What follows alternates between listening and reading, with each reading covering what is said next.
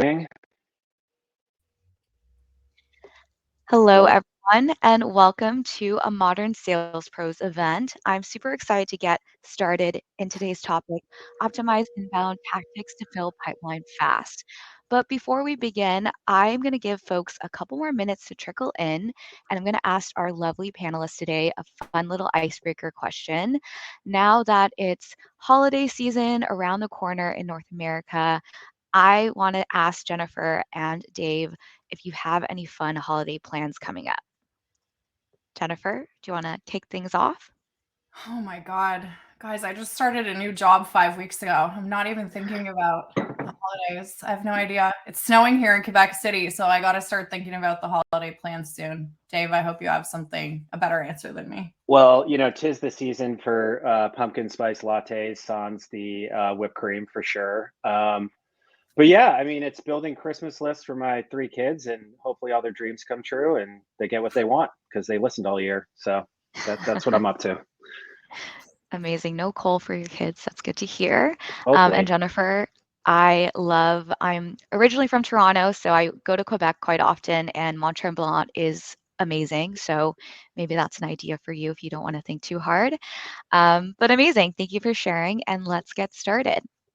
Today's event is brought to you by the team at Modern Sales Pros. And for those of you who are not familiar with MSP, we are the world's largest and highest quality community for those in sales management, sales leadership, sales and revenue operations, and enablement, aka our Modern Sales Pros. Our mission is to create an environment for our members to answer questions they struggle to solve on their own and help them to see around corners they may not know about. We do this through live sessions like the one you're at today. We also have an online robust forum, and we also have in person events on the table. So we stay tuned, we might come to a city near you.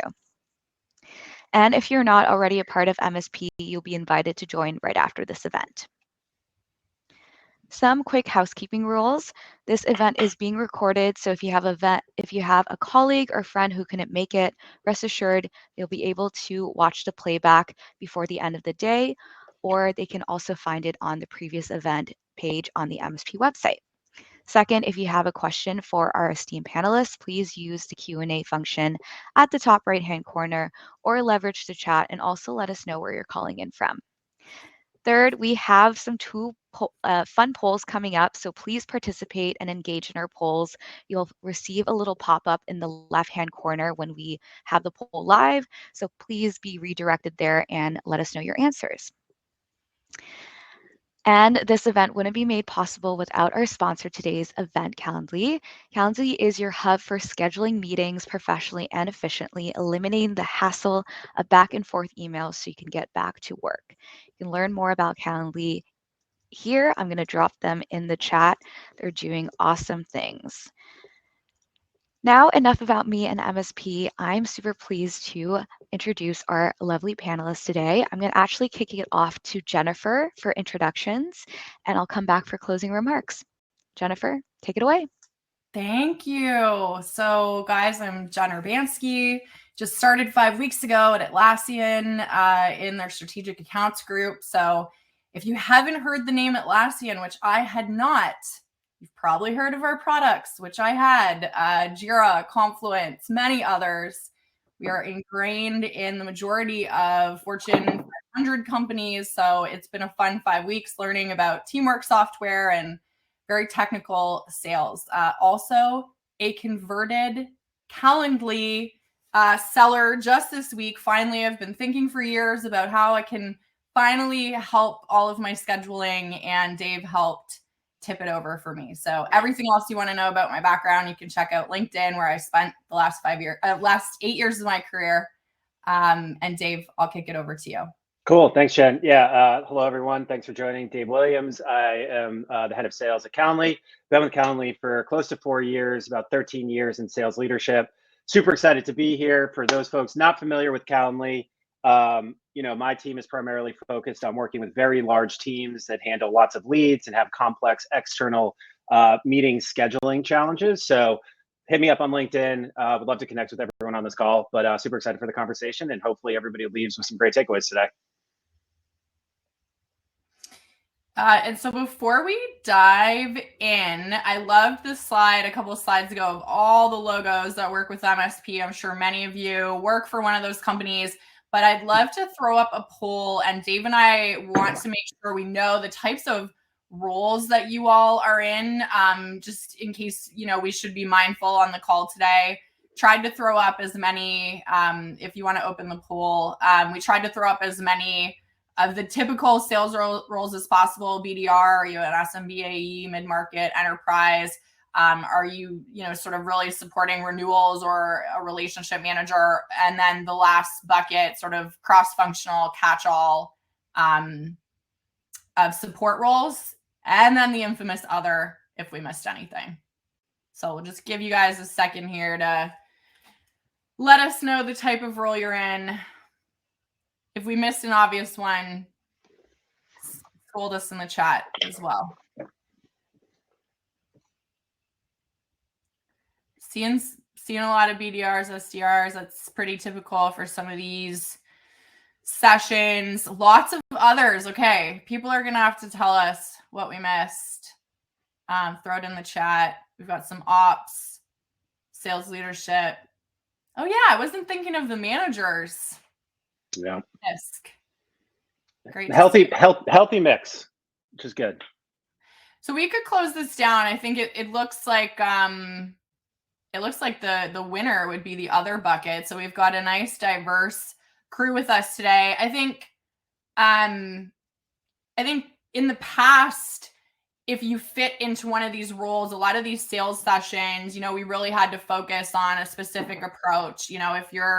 If you're SMB or SDR, we're dealing with, these high volume, almost like scaled approach to selling. If you're enterprise, it was, a lot more high touch. But I think where we are today in the market is, regardless of what type of sales role you're in or industry you're in, we're really all facing the same challenges. Okay. Like tough market, tighter spending.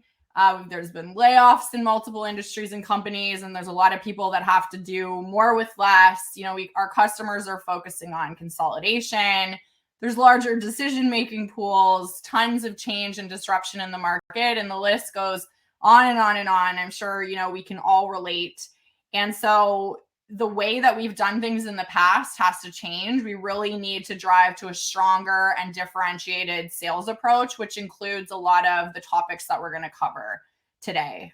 Dave and I met this week. We've talked in depth about the conversation today. We really want to make sure that all of you are leaving with, tactical applications and examples of how what we're going to talk about, you can do something with. So if we're not delivering on that for you, just call it out in the chat. We've got the Q&A at the end as well. So we'll throw up our next poll. And this is where we just want to get a sense from all of you what your biggest challenges are in building pipeline and, why you've come in today. Is it standing out amongst your competitors, understanding your buyers better, building more pipeline, so getting those deals and meetings booked? Is it technology or is it something else? We're going to cover all of these today, but we just want to get a sense from the crowd of what's on your mind.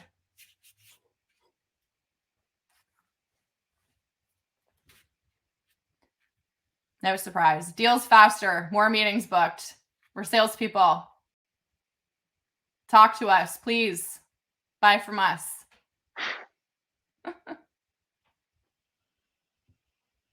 Couple more seconds for the poll. I think the whole topic of the webinar is building our pipeline, getting the deals started, getting meetings booked. So makes sense. This is what you're all thinking. You ready to close it down and dive in, Dave? Let's do it. All right. So we can start with the first one. Looking at standing out amongst your competitors. How can you get your prospects to notice you? I told you, Dave, I'm like, I always hate to give away my competitive secrets. I'm gonna let you give away more of yours. But for me, I think I'm just really focused always on, driving customer value. And so that means you got to do your research. You have to learn as much as possible about these accounts that you're going after, whether it's enterprise or SMB. Like, this is the only way you can stand out nowadays.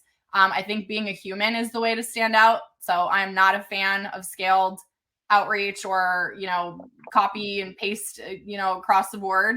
And I like to get to know as many people as possible. I make the statement that I multi-thread more than any other sales person on the planet, in my opinion.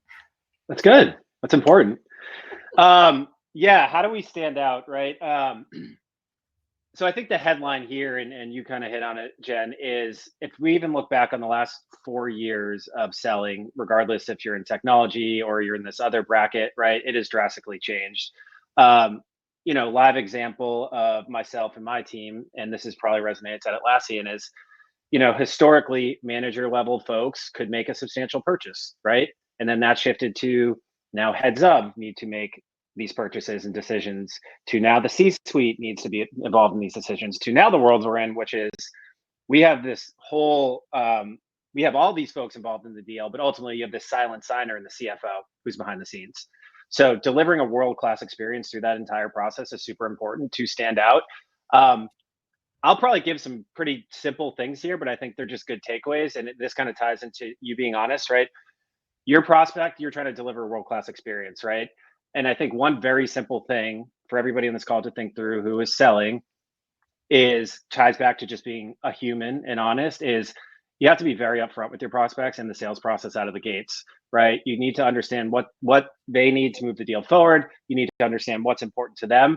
And in my mind, having a good discovery can benefit you just as much as it can benefit the prospect. Because the last thing we want to do when we think about serving a great experience is run a prospect through a sales process when we know they're kind of an iffy fit at the end of the day, when they don't buy or they end up buying and it's not a good fit for the company. So I think transparency and honesty upfront in the discovery process is incredibly important. I think another thing a lot of folks can think through is, as things are changing so rapidly, qualification criteria constantly has to be evaluated, right? Like, who is the right person to be talking to? What industry are they in?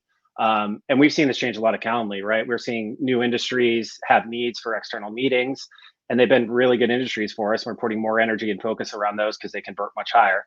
So I think it's really important for everyone on this call to constantly be refining and looking at your general ICPs, having cards that say, hey, here is the head of procurement who's going to be involved in this deal. What is important to them, right? And what procurement cares about is saving money for the company. So that conversation is a lot different than a conversation with a champion in a deal. So we have to understand all these different personas that we're dealing with in a deal. If you think historically, like MedPick, those selling methodologies are all great. And at the end of the day, those align on one centralized decision maker. Where now I believe we're in a place where you are dealing with 5 to 10 stakeholders externally that are committing the decision. So you have to be excellent at understanding procurement, legal, end user, purchaser, champion, and also ultimately, in the world I'm in, the CFO who's ultimately going to sign the check. So those are just some things I think of. I don't know if you have anything to add on there. Bingo. Yeah, I think, and so you mentioned ICP, so ideal customer profile. Yeah. I think to an earlier point, and I'm even experiencing this at Atlassian right now, traditionally they sell into the IT teams, or CIOs might be the highest level that they've been chatting with. And you really do, when you start that initial account plan and that research, you need to go high level and map out, sort of who is everybody that's involved. I think one of the ways that it helps me anchor on that is if we're making sure that we're always thinking about the corporate goals, the business unit goals, and then the project goals. If we think about those corporate goals and we do research on them and make sure we understand them and how everything rolls up to them, we're automatically going to force ourselves to make sure that we go wider on figuring out who the committee is, because if we start at the top and come down, we're going to start to see the people that are setting those goals or driving those goals from the highest level leadership across the company. Yeah, and I'm a huge, obviously research before a call, right? We need to, be using the tools we have at our disposal to understand who's showing up to the call, how long have they been at the company for, what is their role, what kind of team is under them, who's their boss. One little tip that I had someone under me who was evaluating an external vendor for our sales team. I was not involved in the initial call, but the external account executive, actually sent me an email kind of over the top and just said, hey, Dave, I noticed I've talked to this person, there's this person in your organization. I know these are some of your challenges. Like, I'm looking forward to the conversation with your sales leader. So immediately that's creating awareness up a level without me being involved in the process. That I just think is one little nugget that we try and really do with our calls, because a lot of our deals are starting obviously kind of middle tier, and we're working our way up. I mean, it's a heavy top up sale. The other thing I just wanted to hit on too is the experience that the prospect goes through in the sales process. So to me, that's everything from, I don't know if folks are familiar with deal rooms, but we use a tool called HighSpot, and within HighSpot, we have a bunch of content that's relevant to the business case of that individual. And instead of sending them a bunch of one-off documents, right? Like, they have a question about this, we basically create a deal room with a link that they can share internally in their organization, and it houses all of the documentation that they need to educate themselves and to make a decision.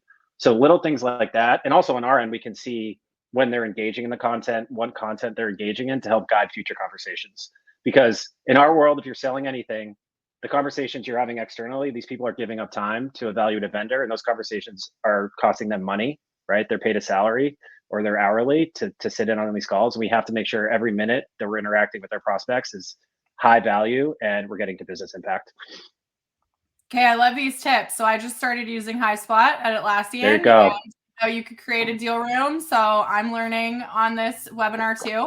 And this is actually perfect to transition into our next point about understanding buyers' patterns and what's resonating with them. You just gave an example that in HighSpot, you can actually look at what's being opened and shared and whatnot. You know, for those who know me or have been on webinars with me in the past, they know that I'm a huge Smart Links fan and Sales Navigator for that exact reason. I load every single presentation and correspondence that I send to customers into Smart Links, and the data of just who's opening it and who's not is helping me so much in the sales process. Whether it's like, okay, I see that when I send this type of content, you know, related to insights, is actually one of the things I used to learn, is when it's content related to sort of insights and coming out of data that we've collected, I see that gets opened a lot more than when I just send like a product one sheet. So that can sort of help guide, like, do more of this and send more of this. Data across the board. Like when I'm trying to figure out what resonates and what's important to customers, it just goes back to, what data can I analyze? Is it like the health of a program if they're buying licenses or technology from us? Like, what data tells me what's driving value for them? I think you're in a position to talk really specifically about some of the sort of meeting and call data that you have exposure to at Calendly, but that's Sales Nav data. Those are some of my go-tos. Yeah, I'd love to. I want to get to that point. One thing just came, and I'm sure could be table stakes, but when you're if you were in an environment where you were demoing, right, and I call it a harbor tour, right, which is basically you go through the standard demo every single time, regardless of business case or use case externally, you're going to lose prospects' interest fast. So you have to understand what they are trying to achieve in their business and what component of whatever you're selling fits into that, and only focus on that component and not throw a bunch of other bells and whistles out there, because that causes distraction. And that's all about the experience, because when you do that, they're hearing, look, this individual is very curious, they care about my needs, and they're walking me through a process that shows me how to solve those needs and not anything else. So that's just one little tip there, and we're constantly evolving and working on that at Calendly. But back to the data point. So we did one very interesting exercise at Calendly, and I would challenge everybody on this call to do it, where we had our offsite in January, the whole company, and we walked through 4 customers, their journey from lead, free sign up, all the way to sale, to onboarding, to our CSM managed portfolio team. And it was fascinating the amount of touch points that occurred with this prospect throughout that process, right? Everything from were they an inbound lead? What content did they get from marketing along their journey? How did they get to sales? What was the interaction like with sales? How many touch points were there? Emails, phone calls, demos? How long did it take them to get onboarded? And when you actually sit down and put yourself in a prospect's shoes and map that out, I would be very confident that for anyone on this call that has an extensive customer journey, that there are going to be places that you can remove friction in that process, right? And that's what we're always looking for, is how do we make it easier in app for these customers to do what they need to do? How do we create a great experience for them on the sales side? How do we create a great onboarding experience? So that really shines some lights on some areas for us. And again, I would highly recommend everyone, like when you think about understanding buyer patterns and what's resonating, like I would start there and sit down and walk through a closed won customer and actually walk through everything that that customer touched to get to the place where they're a customer and into onboarding as well too.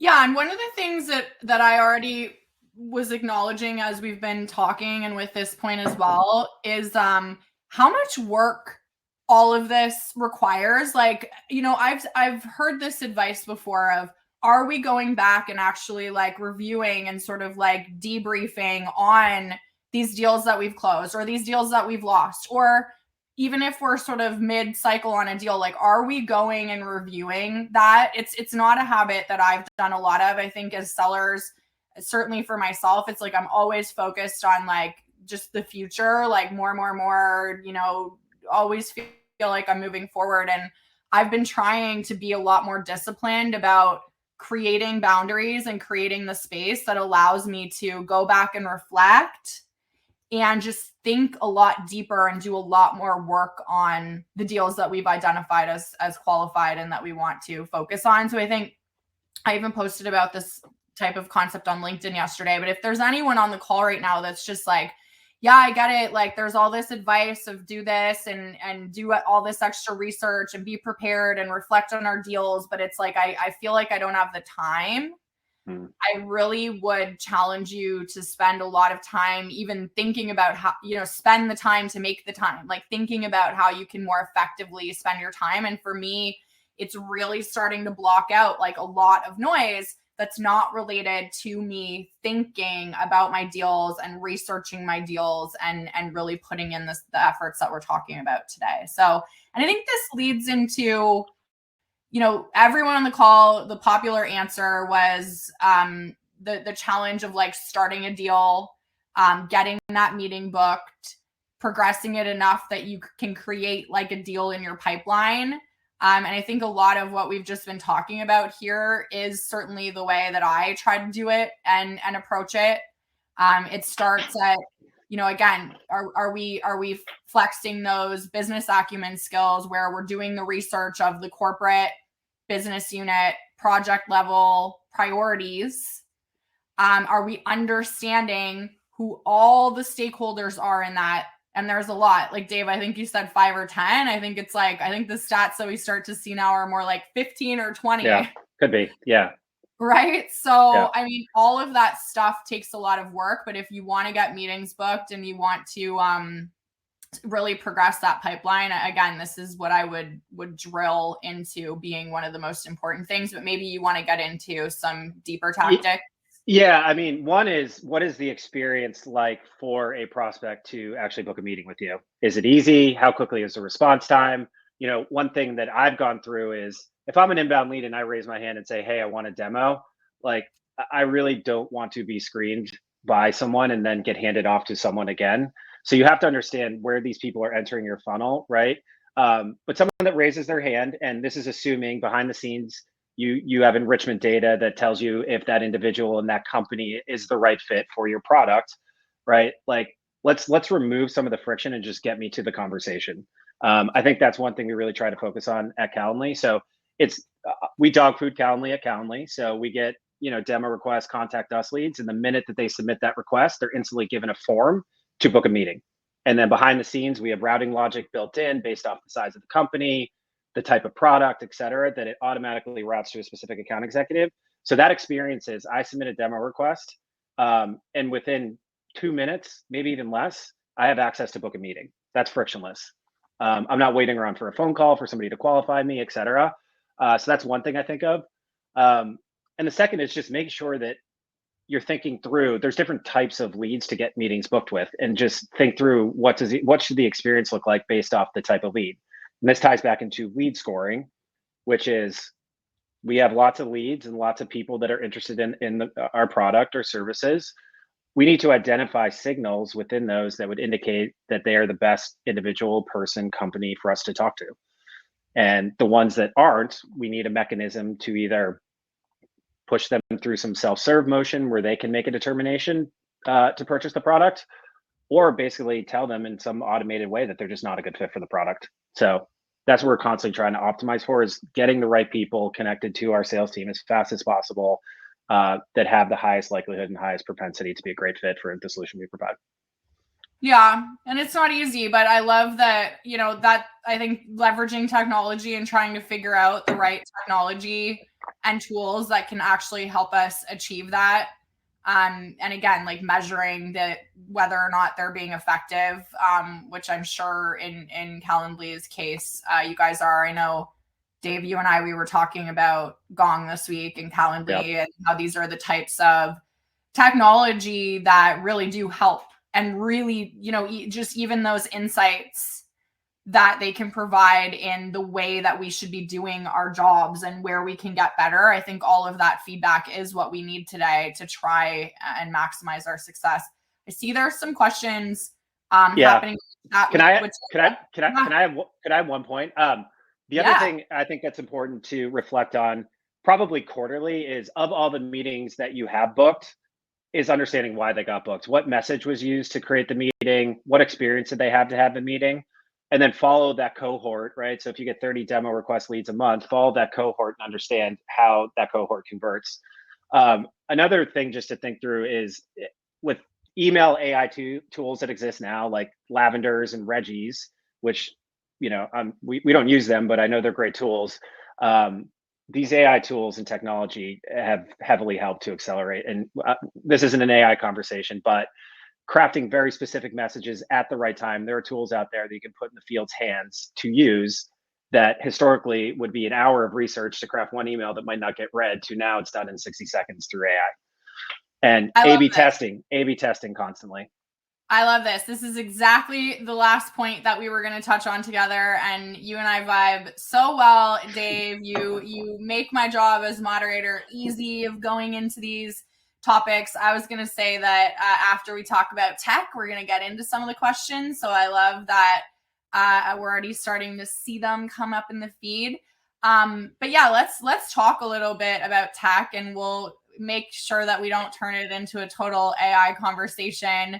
But I'm super excited about the AI that is going to help us in our sales journey. I think, we've heard the fears of whether or not this replaces jobs. I'm a big, I'm really on the team of this changes and evolves the type of skill set that we need to have in our jobs as sellers. So not necessarily replacing our jobs. I think, if anything, it replaces a lot of the stuff that has come to exist in our world that takes us away from selling. So I have invested the summer into learning about large language modeling and AI and ChatGPT, and trying to get really good at writing scripts that are going to help me, whether it's like, okay, I'm going to take, an hour or two to write out this script that helps me with like my email forecasting note that I need to send my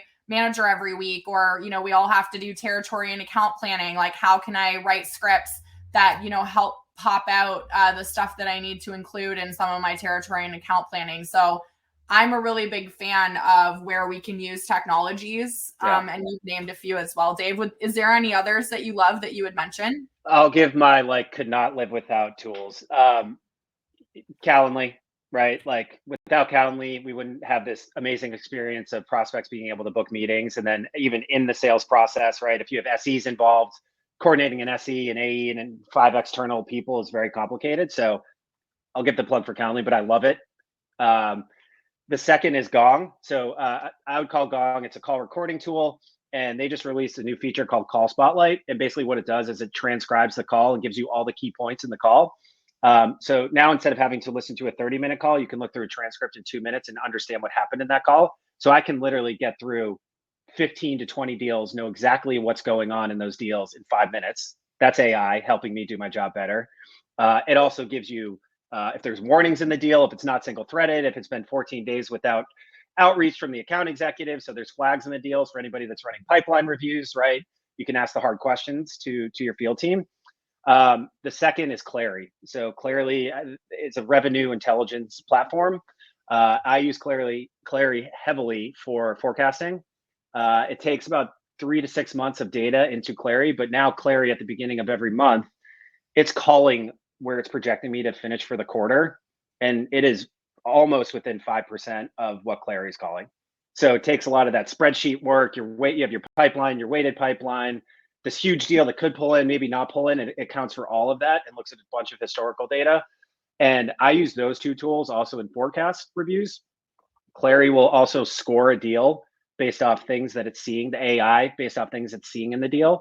So it makes pipeline reviews so much more objective. And I just could not live with those two tools. Okay, managers on the call, take notes.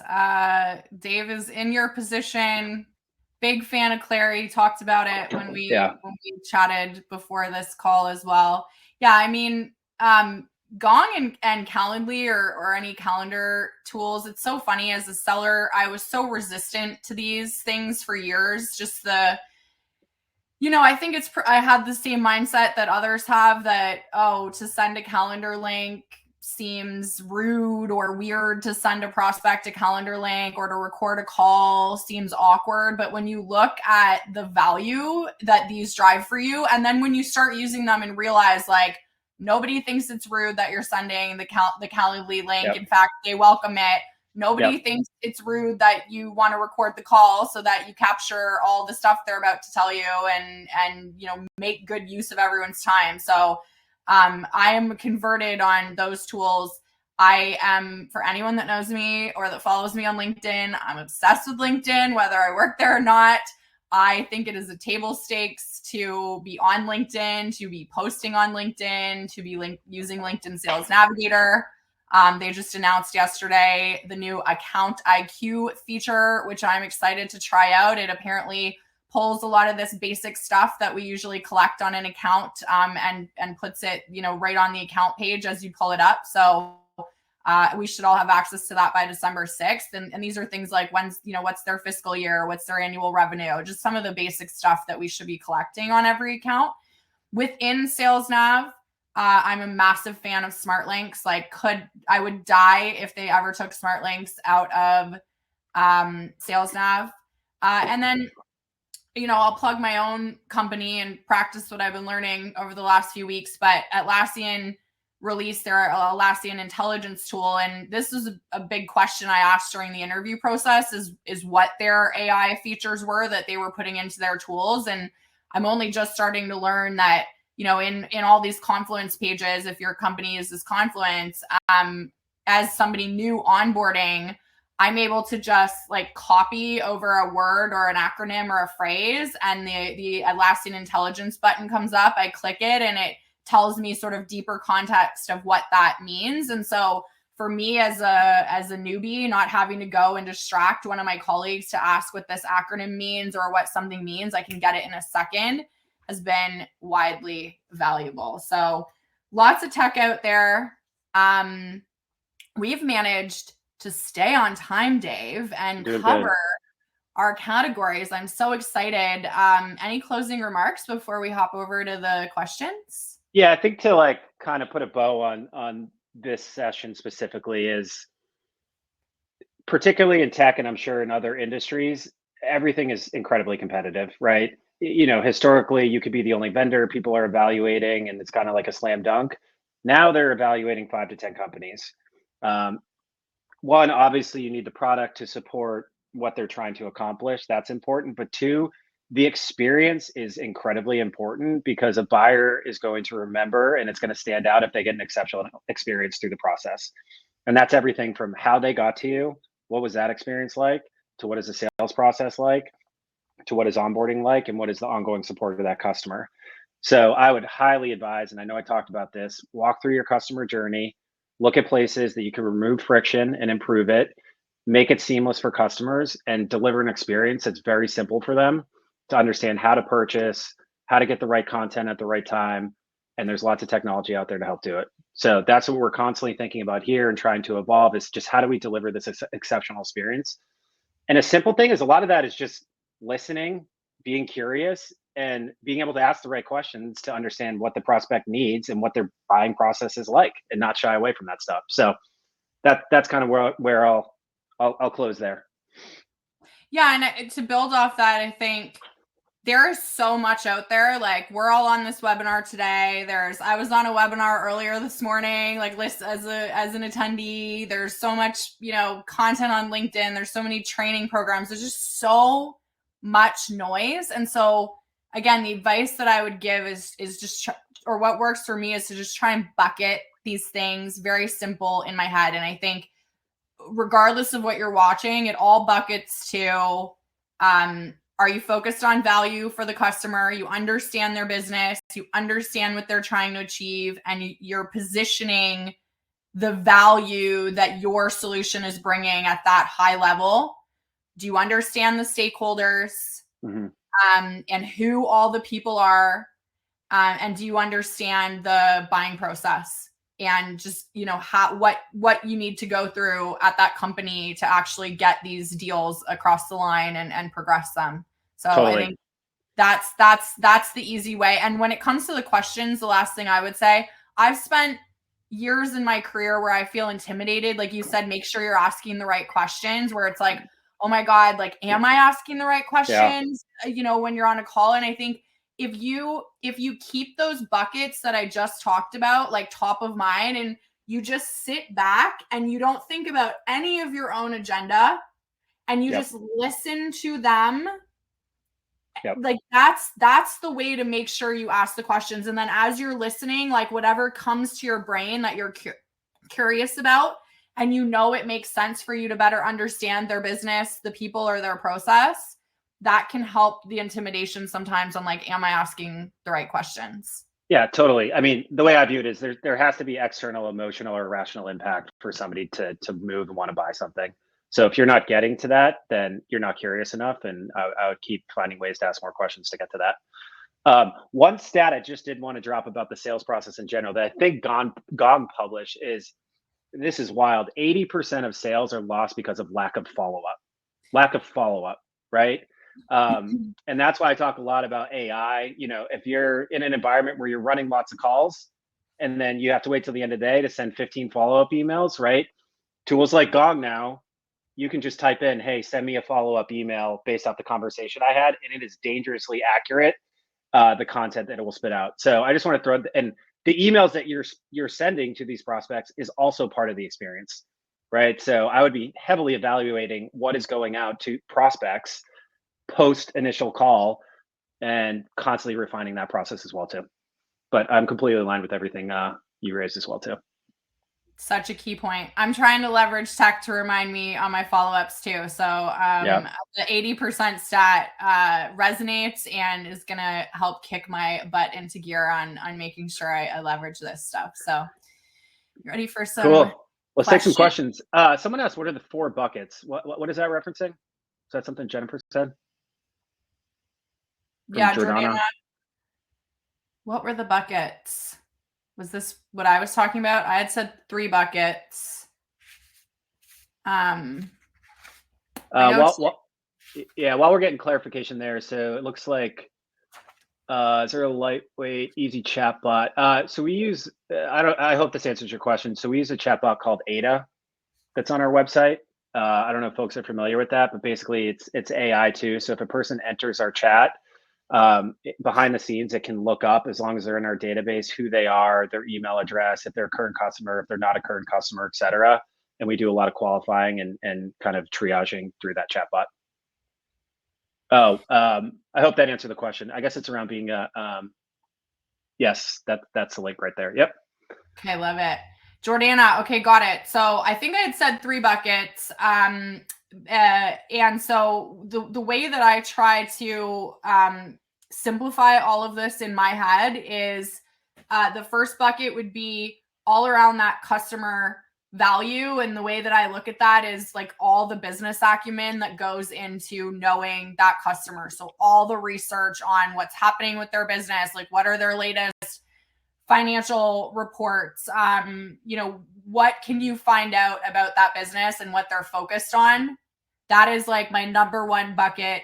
guiding star. And then from there, the second bucket would be the stakeholders, who are all of the right people that you need to meet and talk to. And that map is going to be pretty big, even if it's not, who's the decision maker, just the map of everybody that you could or should possibly talk to help you build up to that value story is bucket number 2. And then the third is just a really tactical, like, what's the process internally to get deals done?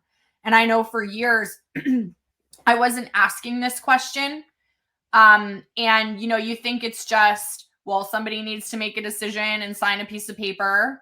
Maybe procurement needs to be involved. Maybe, like, most certainly procurement needs to be involved, but there can be very specific processes that companies need to go through. I'll give an example. One of the customers I was working on last year in sales solutions at LinkedIn, in order for any technology to be purchased, and so they're purchasers of Salesforce and Gong, and I was aware of some of the tech that they purchased.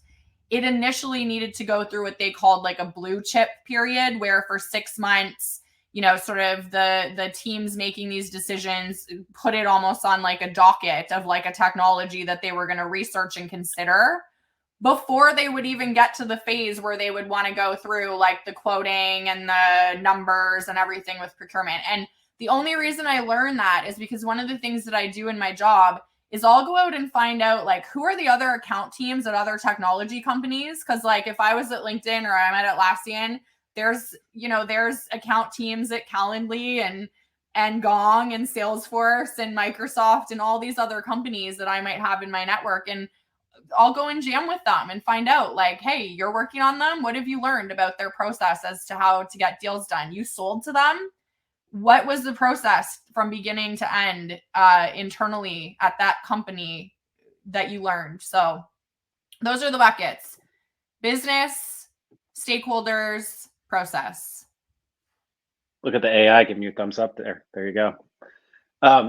One other just tip in this, and those are all fantastic in the sales process, is, I still, I get, if I'm involved in a vendor, look, do this by the end of the month and I'll give you this discount. Like, you have to focus on getting to the critical event in the external business. That's what's motivating them. What is their timeline? You need to understand when they want to make a decision, but the important part is, why did they make that one decision on that date? And what is the impact if they don't make a decision on that date? So I would heavily leverage that. Like the urgency days of like, hey, if you do this by the end of the month, I'm going to give you 20% off. I know I quoted you for 10%. There's 2 days left in the quarter. You might get 1 or 2 wins here or there, but like, that's not the selling framework that I want my teams leading. We focus on getting to when the business needs this implemented. Why do they need it? And what happens if it doesn't get implemented on that date? Yeah, using the discounting or offers as like the compelling event, or even renewal dates in a lot of cases now that the market that we're in, like it's not a compelling event in many cases. So we do need to make sure that we're presenting why this needs to happen now versus the future, and that is through more so the impact that it's going to have on the business. What do you have we covered the other questions? What else do we have here? Anyone else that we haven't addressed your question? What about in the chat? Was this helpful? Like, did we do a good job today? Was this worth your time coming here? Did we share things with you that have been helpful? Silence. Crickets. I mean, I like no's too. I'm a salesperson. I'm all about the no's. So if anyone's brave enough to put a no in, we'll take those too. A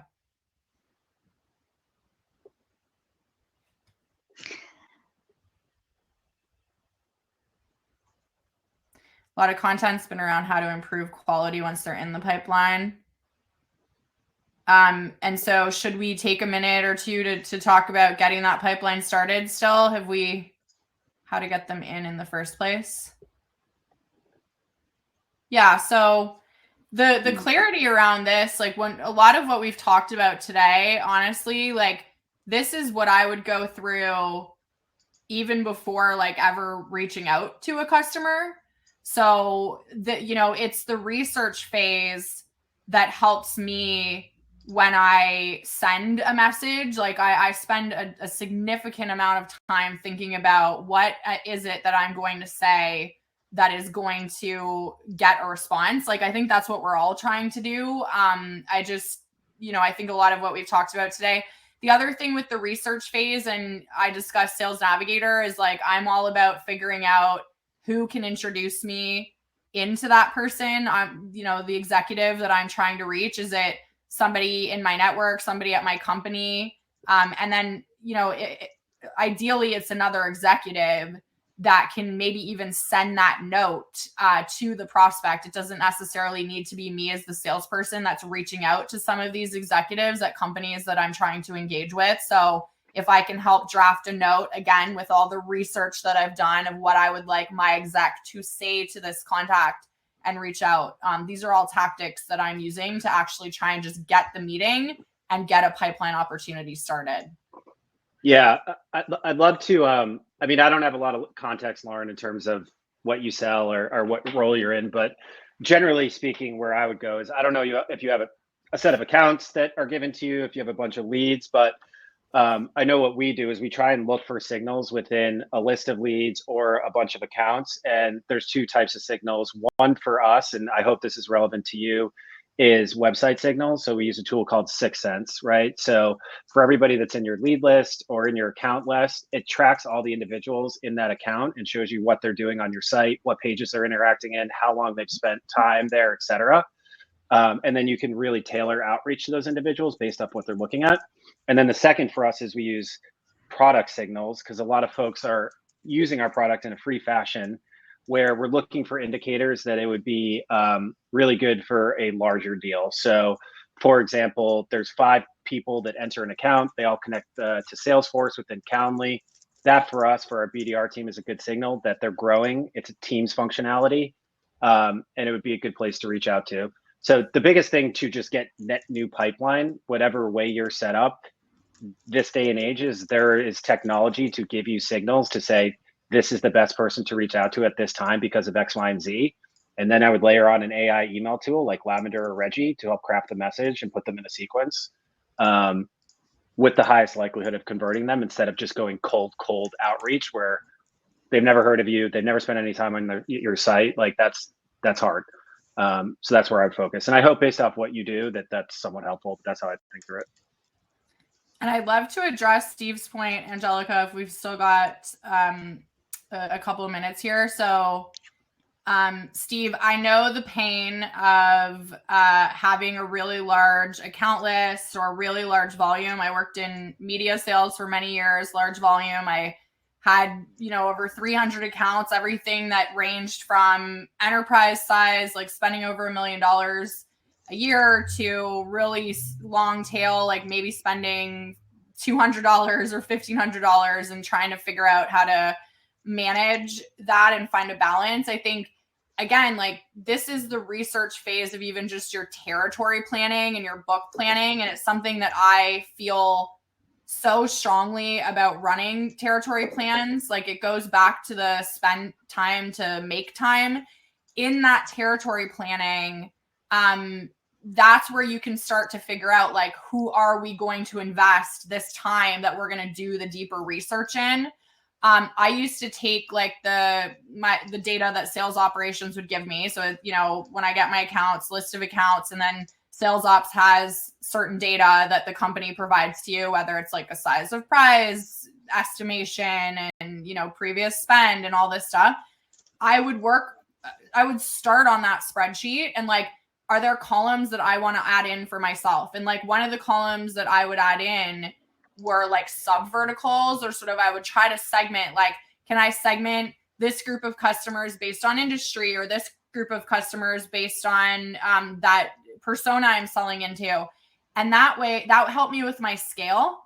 So if I have a customer in this industry that's one of those priority customers, and I spent hours researching and I've come up with a value point and like an insight that I want to send that customer, can I also then scale that work I've done and send like a sort of mass note to like the longer tail in that segment, shoot it over to them, And even if like 5 people out of 100 or 5 people out of 50 then open it or respond to me, that's amazing. I've just leveraged work that I was already doing for one of my priority customers. So I would just say doing the research and being really strategic at the sort of overall book level should help guide you to where you want to spend this extra time. And then what little tweaks and what work can you leverage across the ones that you haven't prioritized that might bring some of these wins your way as well. Yeah, agree with that. And Steve, again, I don't have the context for what role this is or who's or what product industry you're in. But yeah, generally speaking, I would say one is scoring accounts or leads is super important, right? So we give A's a book of business, and we've worked closely with RevOps where we've had multiple iterations where we have a very tight scoring mentality and we score accounts A, B, C, D, right? So we want our A's spending time in the A's. And to your question, volume versus quality. I mean, I would, in this day and age, always lean towards quality. I don't know if you're in a quick transaction sale, but to me, doing less accounts, more output versus this kind of spray and pray. I would focus on just finding the best customers or target list and just getting super precise with the process there to go find low hanging fruit. Got it. You got RevOps coming next week. Perfect. First task, go score all of our data. Yeah, there's a band. I can speak to what we use at Calendly. So we use a framework called SPICED, which is situation, pain, impact, critical event, decision. It's winning by design is the framework we use. But to me, like all these BANT and SPICED and MEDIC, they all kind of end up being the same thing. But that's what we use. It's very customer-centric focused. I will drop that blueprint in the chat. Thank you, Dave. Cool. Any other questions for Jennifer and Dave? Well, I have their LinkedIns. If you want to scroll all the way up, I will also drop it in the post-event reporting. And all the links and sales tech mentioned by Dave and Jennifer, I have them all as well. Going to be on the landing page on the MSP website along with the recording and key takeaways. Thank you, Jennifer and Dave, for this amazing informative session. And thank you, everyone, for participating in today's session. Yeah, thanks for everyone that joined. Appreciate it. Please reach out on LinkedIn if you have questions too. Thanks, Have a great day, everyone. Happy selling. Bye. End of year. See ya.